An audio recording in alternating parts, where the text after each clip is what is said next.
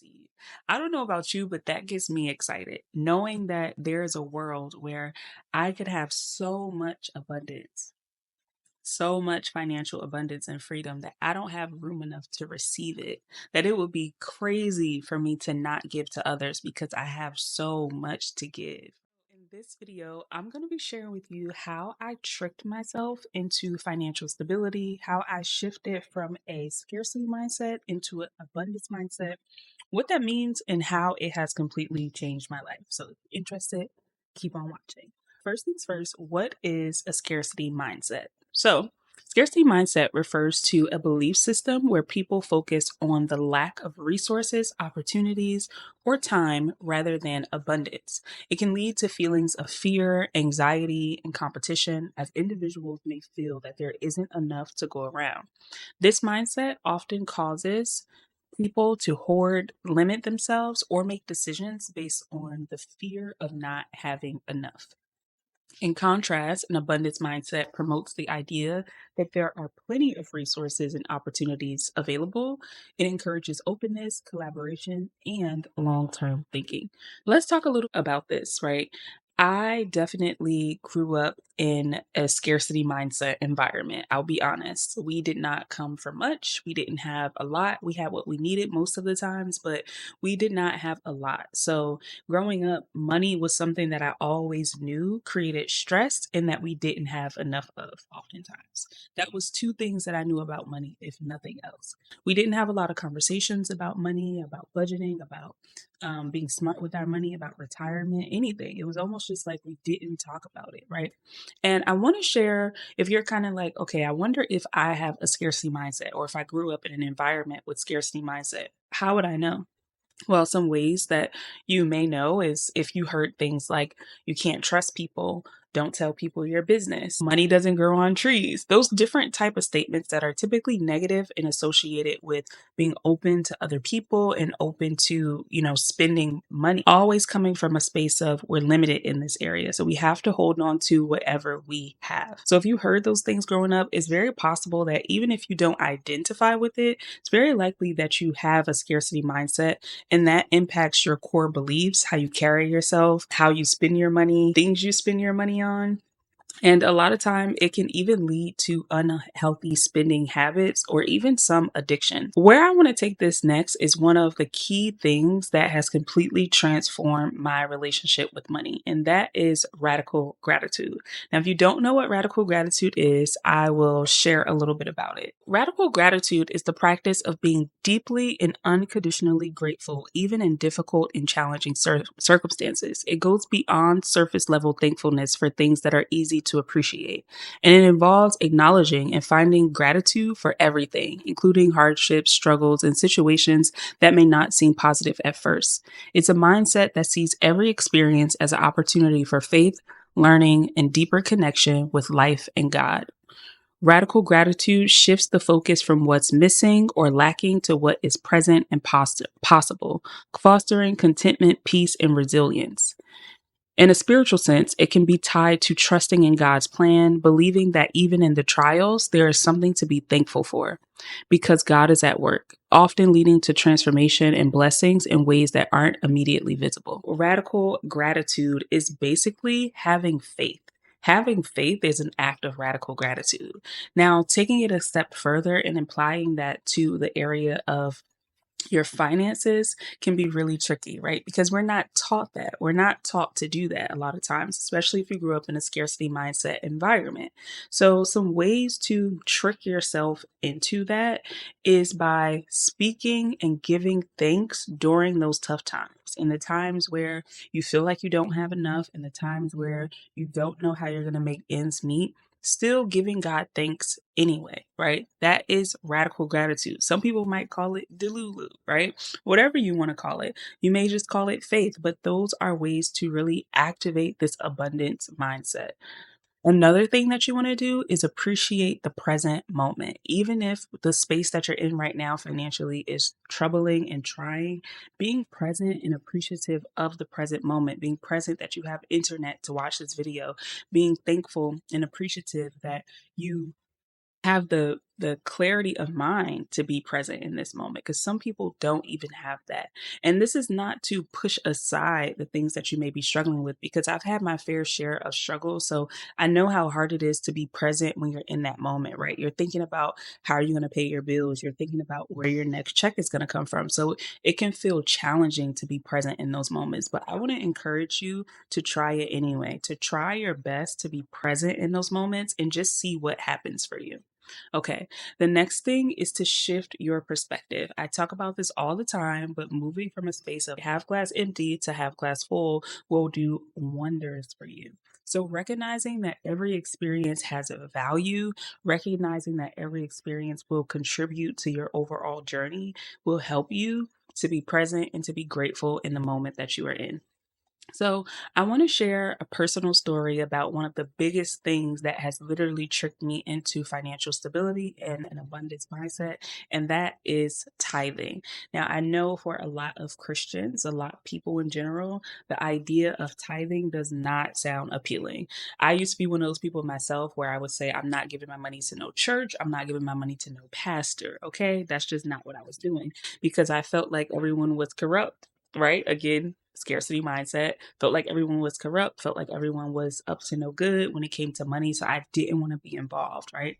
Something that shifted was learning that tithing is actually just being a good steward, right? And if you don't really know what stewarding means, a really easy way to think about this is you are managing the resources that God has given you, right? So it's not your money, right? Just go with me for a second. If you change your perspective and say, this is not my money, I'm just being a manager of God's resources, of God's money, right? And think about it like if you've managed anything, if you've managed a store. I used to work in retail many years ago, and I was like a manager, right? And at the end of every shift or at the end of the night, we would have to count all the money. We have to take certain money and like make sure it went into the deposit or whatever. And that's how you should think about it, right? You should think about this relationship with your money as God has just put me in charge of managing in this. So, in order to be a good manager, I have to make sure I'm aware of where everything is going and that the appropriate amounts are going there. So, some scripture for those who are still unsure about tithing. I just want to share some biblical verses that will really help you to understand that abundance is biblical. Abundance is biblical. John 10:10 says, "The thief comes only to steal and kill and destroy. I have come that they may have life and have it to the full." This verse speaks to the desire that Jesus has for us to have an abundant life. Philippians 4 and 19 says, "And my God will meet all of your needs according to the riches of his glory in Jesus Christ." So, this is a reminder that despite what situation you may be in, God provides for all of our needs. And another scripture that I love so much that ties this in perfectly is Corinthians 9 and 8. And it says, "And God is able to bless you abundantly, so that in all things at all times, having all that you need, you will abound in every good work."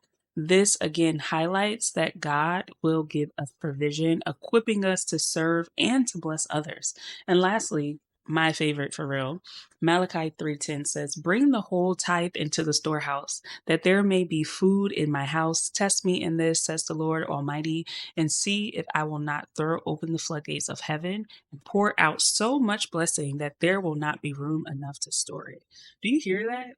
God is literally telling us that if we give a tenth, which is what the Bible encourages us, tenth of our earnings back into the storehouse. So whatever is feeding us, your church, your community, if you listen to online church, whatever it is, right?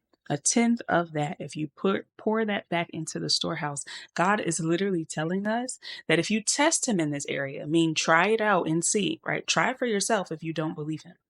And watch how he will throw open the floodgates of heaven and pour out so much blessing that there will not be room enough to receive. I don't know about you, but that gets me excited, knowing that there is a world where I could have so much abundance, so much financial abundance and freedom that I don't have room enough to receive it, that it would be crazy for me to not give to others because I have so much to give, right? That really understanding that is a way to shift your mindset around money and around finances. The last thing that I want to share is a budget. Now, I know some people think that a budget is for broke people, but I actually think that a budget is for smart people. I didn't start using a budget consistently until about 2 years ago, and it completely changed how I view my money. And I'm talking about I budget everything. I budget my tithe, I budget my expenses, obviously. I budget self care. I budget my groceries. I budget gas. I budget any extra things that I'm spending on, like every once in a while. Like if I'm taking a trip, I add that to the budget. If I have to pay for a flight or something, I add that to the budget, right? But a huge area that shifted things for me was play money. Now, shout out to my big sis, 'cause she put me on. I had no idea that we need to be paying ourselves up front the way we pay all these other companies every month, right? Or every 2 weeks. And what that looks like is setting aside a certain amount of money based on your budget that you can contribute to yourself. Now, when I first started out, I'm going to be honest, I had so much debt from credit cards, from bills that I had overdue, just from living in these having these crazy experiences because of the scarcity mindset that led me to be so behind in debt. And there was a time where my play money was $50. $50. You can't get much with $50, not these days. There's not a lot of playing that I'm doing with $50, right? Like, okay, I can go to Ulta, maybe buy me a few things. That's what it looked like at one point because my goal was financial freedom. My goal was to pay off debt. So I was like, I have to sacrifice right now, right? So whatever that looks like for you, don't be ashamed of having a budget. Don't be ashamed of, oh, I can only spend $50 this month. Just be mindful of what you're doing. Be mindful of the things that you say yes to and the things that you say no to. And for a season, you may have to sacrifice. You may have to say no to more things than you say yes to. And that is okay if you are working towards getting yourself into a better space financially. So, those are all of my tips that I wanted to share. If you enjoyed this video, make sure you leave a heart down below and share with me, do you have a budget? Do you use a budget? What is your relationship with tithing? I would love to know. I'm going to close this video in prayer because I feel like we could all use it when it comes to this area. And if you want to stick around for that, let's go ahead and pray. So, God, I just say thank you for every person that is watching this video, Lord. I pray that you give them the desire to be good stewards, God, the desire to steward well the resources that you have blessed them with, Lord.